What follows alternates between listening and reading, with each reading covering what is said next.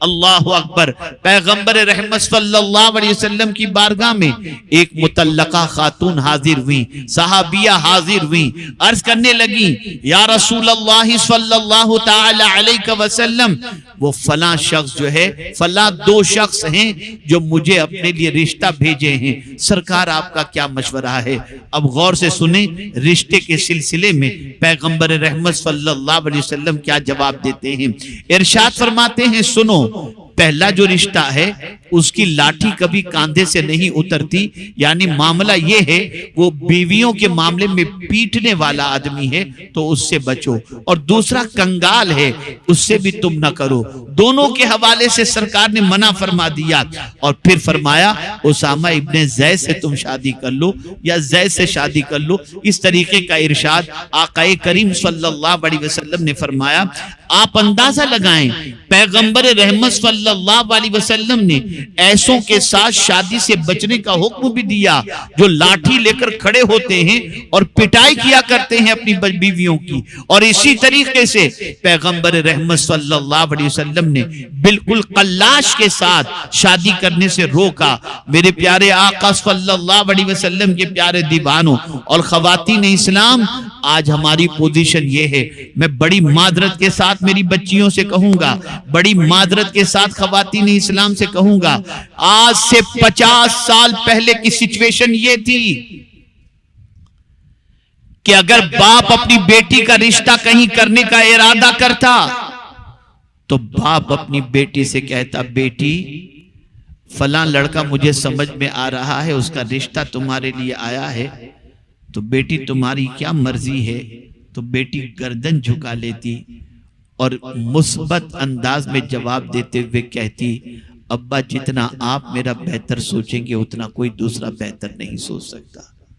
لیکن آج حالات بدل گئے, آج سوچ بدل گئی. آج ایک باپ یا ماں اپنی بچی کا رشتہ کرنا چاہے اور بچی دنیاوی تعلیم سے آراستہ ہے یا ماڈرن ٹائپ کی بن چکی ہے,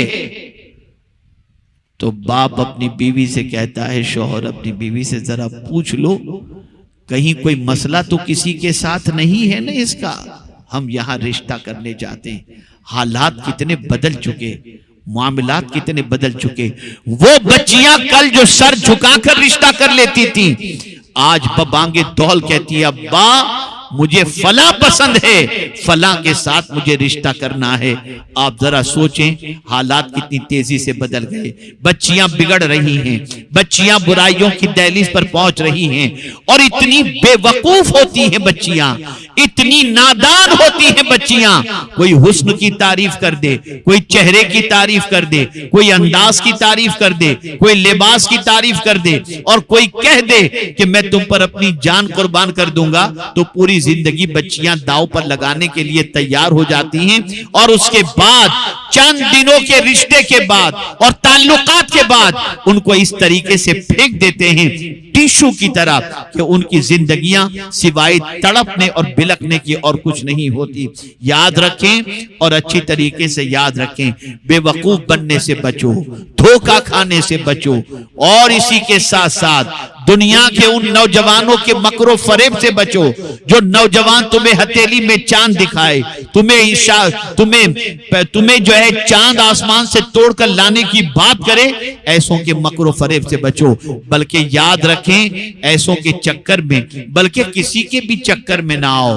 یاد رکھیں دنیا کے اندر ہر تجربہ کار سے انسان مشورہ لیتا ہے.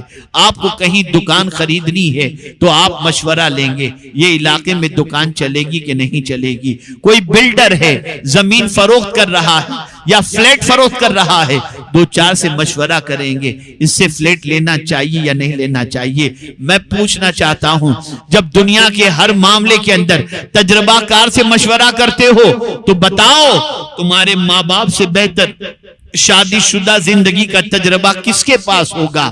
لیکن آج بچیاں بھاگ رہی ہیں، آج بچیاں ادھر سے ادھر ہو رہی ہیں، نہ مذہب دیکھ رہی ہیں، نہ رشتہ دیکھ رہی ہیں، نہ حالات دیکھ رہی ہیں، نہ کوئی چیز دیکھ رہی ہیں، جذبات کے بہاؤ میں بہہ کر کے اپنی دنیا اور آخرت برباد کر دیتی ہیں۔ چند لمحوں کی ہوس اور چند لمحوں کی باتوں کے اندر گرفتار ہو کر اپنی دنیا اور آخرت کو تباہ کر دیتی ہیں۔ پیاری بچیوں، ایسے ماحول سے بچو، ایسی عادتوں سے بچو، ایسی سوچ سے بچو، اور خبردار خبردار کبھی کسی لڑکے سے تعلقات قائم کرنے کا تصور کبھی بھی قائم نہ کرنا، اور ہمیشہ اس سے بچنا، اس لیے کہ جتنا تمہارا بھلا اللہ کے رسول چاہتے ہیں، دنیا میں کوئی انسان اتنا تمہارا بھلا نہیں چاہتا۔ اللہ اکبر۔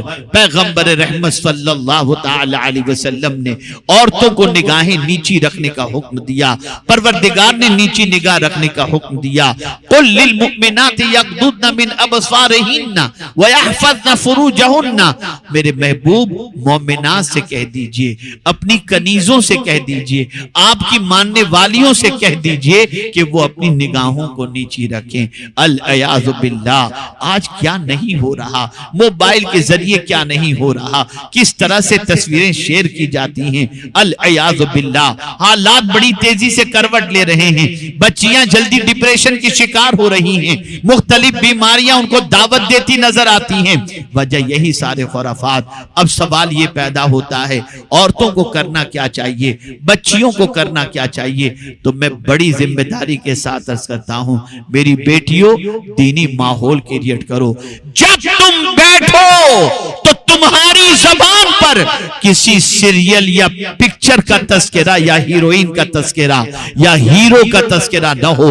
جب بھی تم بیٹھ کر تذکرہ کرو تو کبھی قرآنی واقعات کا تذکرہ کرو، کبھی خاتون جنت کا تذکرہ کرو، کبھی امہات المؤمنین کا تذکرہ کرو، کبھی تعلیم یافتہ خواتین کا تذکرہ کرو، اور جہاں کہیں بھی رہو اپنی عزت اور اپنے وقار کے ساتھ رہو، اپنی وقار کو اور تقدس کو پامال نہ کرو۔ اگر تم رہ گئی تو تمہاری نسلوں کا سنورنا بہت مشکل ہو جائے گا۔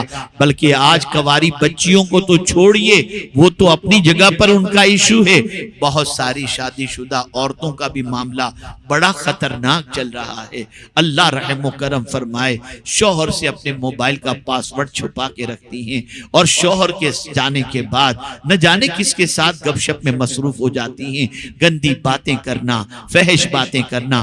بھول چکی ہیں کہ اللہ کو جواب دینا ہے، بھول چکی ہیں کہ اللہ کے رسول کی بارگاہ میں حاضر ہونا ہے۔ یہ ساری چیزیں فراموش کر کے گناہ کے دلدل میں ڈوبتی چلی جاتی ہیں، پھر گھر کی زندگی برباد ہو جاتی ہے، سکون غارت ہو جاتا ہے۔ ایک بات ذہن کے اندر محفوظ کر لو، جب اس دنیا میں آئے ہو تو پرماننٹ رہنے کے لیے نہیں، ایک دن اللہ کی بارگاہ میں جانا ہے، جہاں ایک ایک چیز کا سوال ہوگا، ایک ایک عمل کا سوال ہوگا، ایک ایک لمحے کا سوال ہوگا، زندگی کیسے گزاری یہ سوال ہوگا۔ اور اگر وہاں پر تم کچھ کہنا چاہو گے بھی تو قرآن کہتا ہے الیوم نختم علی افواہہم، قیامت کے دن منہ پر مہر لگا دی جائے گی، کچھ نہیں کہہ سکو گے، بلکہ تمہارے ہاتھ بولیں گے، تمہارے پیر بولیں گے۔ میں پوچھنا چاہتا ہوں، کبھی اس قیامت کے مناظر کے حوالے سے اور وہاں کے خوف کے حوالے سے کبھی سوچا آپ نے؟ اللہ اکبر۔ اپنی سوچ کو تبدیل کرو، اپنی فکر کو تبدیل کرو۔ میں دل کی عطا گہرائیوں سے مدرسے آغائیہ صوفیہ کے ذمہ داروں کو، معلمات اور معلمین کو، اور ذمہ داروں کو اور ان طالبات کو ہدیہ تبریک پیش کرتا ہوں کہ جنہوں نے اس پرفتن ماحول کے اندر، وہ بچیاں جنہوں نے علم دین سے اپنے آپ کو آراستہ کیا، میں اللہ کی بارگاہ سے امید رکھتا ہوں کہ ان کی ذات کے ذریعے معاشرے کے اندر اصلاح سدھار کا ماحول پیدا ہوگا اور خواتین اسلام کے زیور سے آراستہ ہوں گی۔ آئیے میں آپ کو بتاؤں، کیا ماضی کے اندر صرف مرد ہی تعلیم یافتہ رہے اور انہوں نے ہی تعلیم کے ذریعے انقلاب پیدا کیا؟ نہیں، بلکہ میں آپ کو بتاؤں گا تو حیرت ہوگی، کیسی کیسی خواتین تھیں، کیسی کیسی اللہ کی بندیاں تھیں جن کی علمی صلاحیت کا لوگ لوہا مانتے تھے۔ اللہ اکبر۔ جب صحابہ کا وصال ہونے لگا، آہستہ آہستہ تابعین بھی اس دنیا سے جانے لگے، اور سچویشن ایسی ہوئی کہ بہت سارے حافظین حدیث اس دنیا سے کچھ کرنے لگے، تو امیر المؤمنین عمر ابن عبدالعزیز رحمت اللہ تعالی علیہ نے گورنر کو طلب فرمایا اور ارشاد فرمایا تدوین حدیث کا کام شروع کرو، سرکار کی حدیثوں کو جمع کرنے کا کام شروع کرو، اس لیے کہ صحابہ اٹھ رہے ہیں، کہیں سرکار صلی اللہ علیہ وسلم کے فرامین ضائع نہ ہو جائیں، لیکن تم حدیثیں کس سے جمع کرو گے؟ تو جانتے ہو عمر ابن عبدالعزیز علیہ الرحمت والرضوان نے ارشاد فرمایا عمرہ ابن عبد الرحمن، یہ ایک خاتون تھی، اللہ اکبر، تابعیہ میں سے تھی۔ جانتے ان کا مقام کیا تھا؟ علم کے اندر اتنے اونچے مقام پر فائز تھی کہ بڑے بڑے لوگ ان سے مسائل دریافت کرتے، یہاں تک کہ خلیفہ وقت کو بھی اگر کوئی فقہی مسئلہ سمجھنا ہوتا تو حضرت عمرہ ابن عبد الرحمن سے سمجھتے تھے، اور حضرت عمرہ ابن عبد الرحمن وہ تابعیہ تھی جنہوں نے ام المؤمنین حضرت عائشہ صدیقہ رضی اللہ تعالی عنہا سے علم حاصل کیا تھا۔ 3 خواتین ایسی تھیں جنہوں نے علم میں ام المؤمنین حضرت عائشہ صدیقہ سے بہت زیادہ استفادہ کیا۔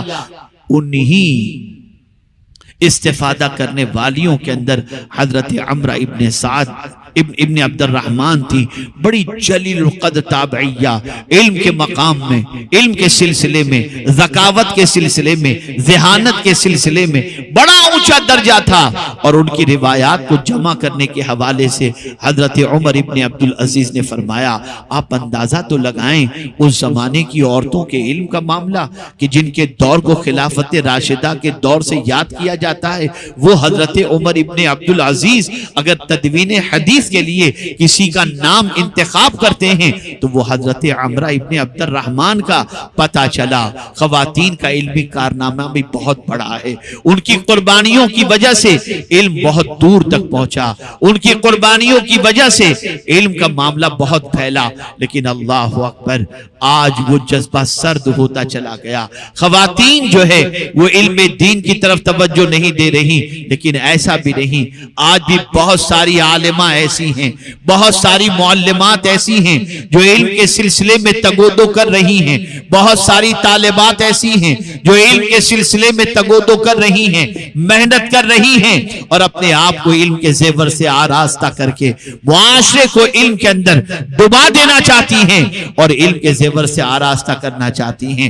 اللہ اکبر، وہ عابدہ بھی ہوتی تھی، صرف عالمہ نہیں ہوتی تھی، وہ بہت بڑی صالحہ بھی ہوتی تھی، عابدہ ہوتی تھی، طاہرہ ہوتی تھی، ان کی سوچ بھی پاک ہوتی، ان کی زندگی بھی پاک ہوتی، ان کا ذوق بندگی دیکھنے کے بعد ان کی شاگرداؤں کے اندر بھی ذوق بندگی پیدا ہوتا، ان کی اخلاق کو دیکھنے کے بعد بچیوں کے دل میں اخلاق کا جذبہ پیدا ہوتا، ان کی پاکیزہ زندگی کو دیکھنے کے بعد بچیوں کے دل میں پاکیزہ خیال پیدا ہوتا، اور اسی طریقے سے ان کی زندگی کو دیکھنے کے بعد ان کی زندگی کے اوپر چلنے کا جذبہ پیدا ہوتا۔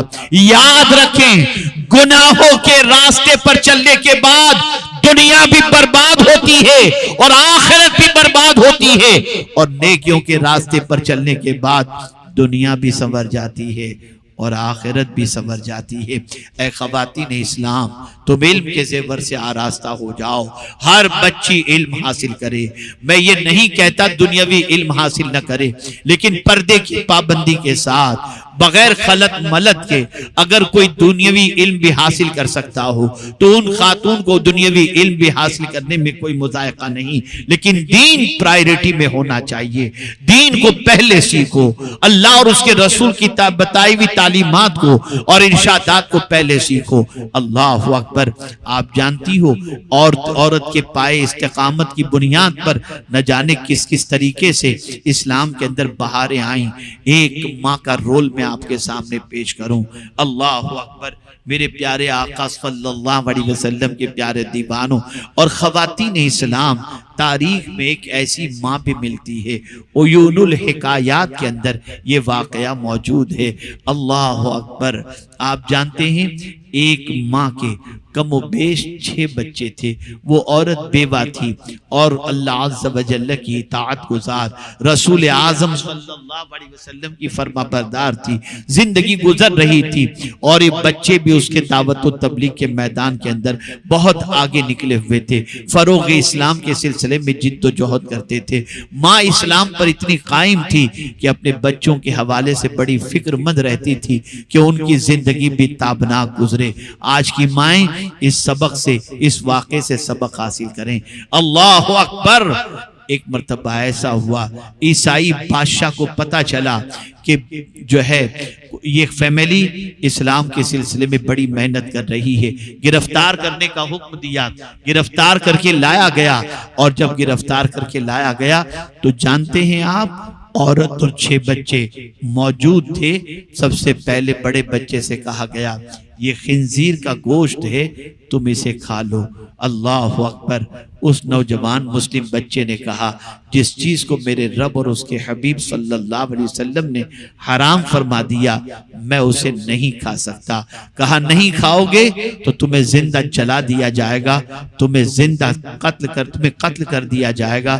اس نے کہا موت سے ڈر نہیں، آخرت میں رب کی بارگاہ میں شرمندگی سے ڈر لگتا ہے، اس لیے سنو تم جو چاہو کر گزرو، لیکن میں خنزیر کا گوشت نہیں کھاؤں گا۔ ماں کے سامنے جوان بیٹے کو شہید کر دیا گیا۔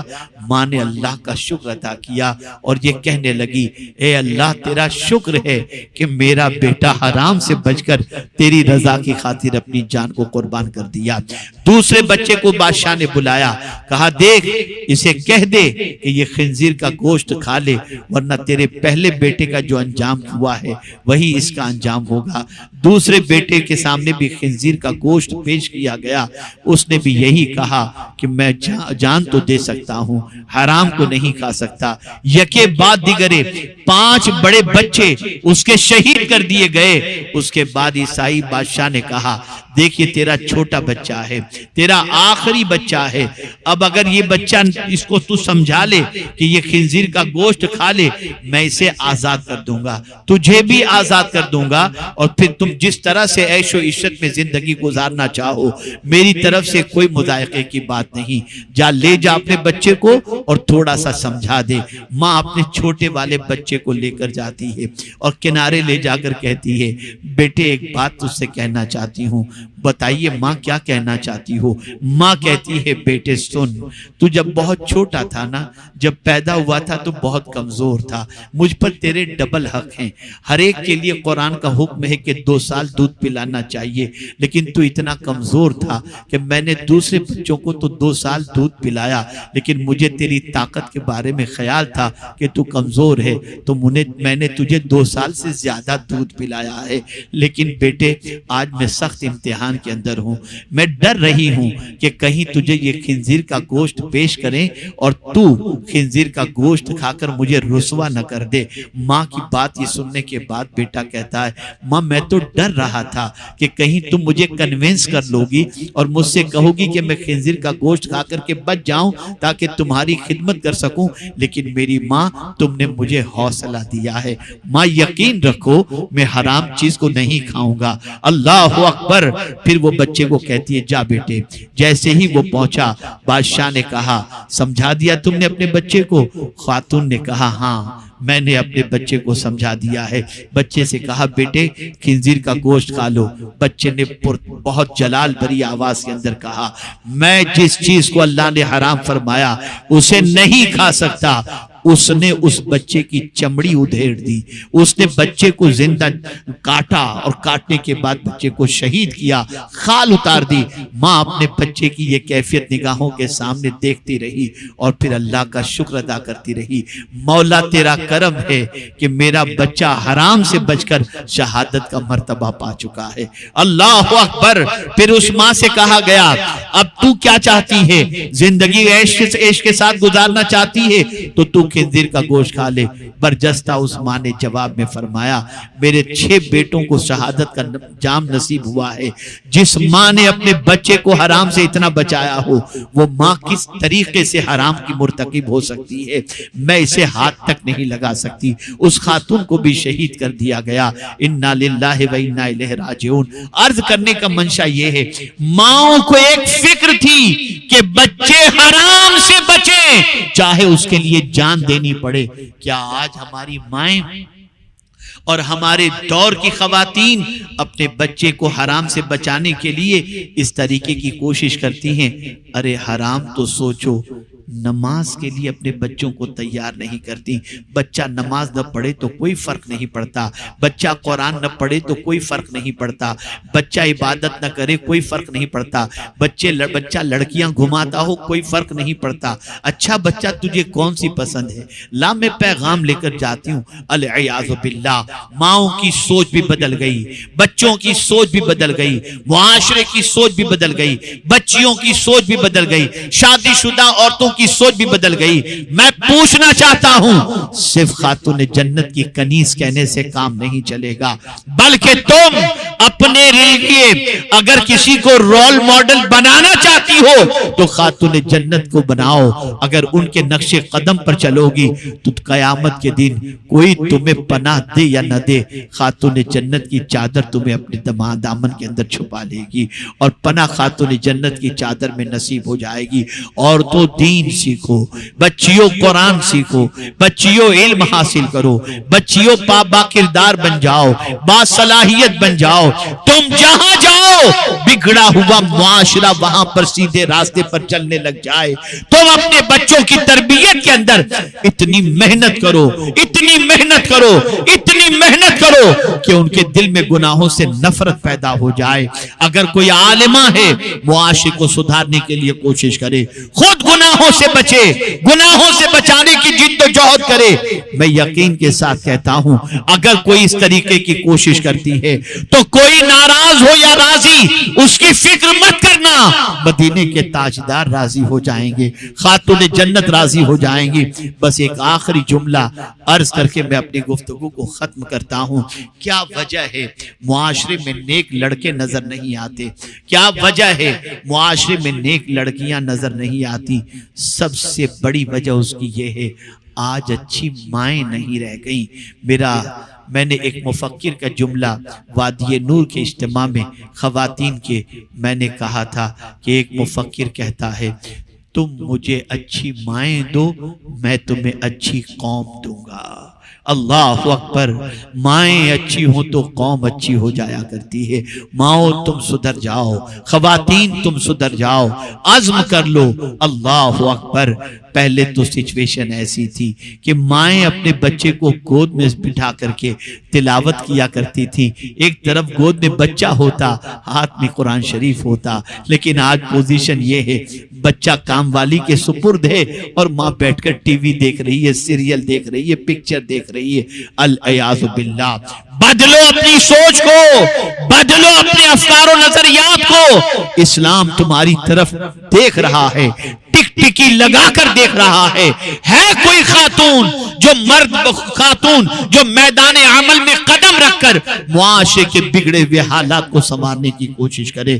بس ایک پیغام میں دینا چاہوں گا میری بچیوں جو غیر شادی شدہ ہیں، وہ علم حاصل کرنے کے بعد اتنی با عمل بن جائیں، اتنی با پردہ بن جائیں، اتنی اللہ اور اس کے رسول کے فرما بردار بن جائیں کہ تم کہیں بیاہ کر کے جاؤ کسی گھر کے اندر تو تمہاری وجہ سے گھر والے بے نمازی ہو تو نمازی بن جائے، گھر میں قرآن کی تلاوت نہ ہوتی ہو تو شروع ہو جائے، بے پردہ ہو تو با پردہ بن جائیں۔ اللہ اکبر۔ ایسی بہت ساری بچیاں ہیں جو بیاہ کر سسرال جاتی ہیں تو پورے خاندان کو نمازی بنا دیتی ہیں۔ آج تمہارے رول کی اسلام کو بہت ضرورت ہے، آج تمہارے کردار کی اسلام کو بہت ضرورت ہے۔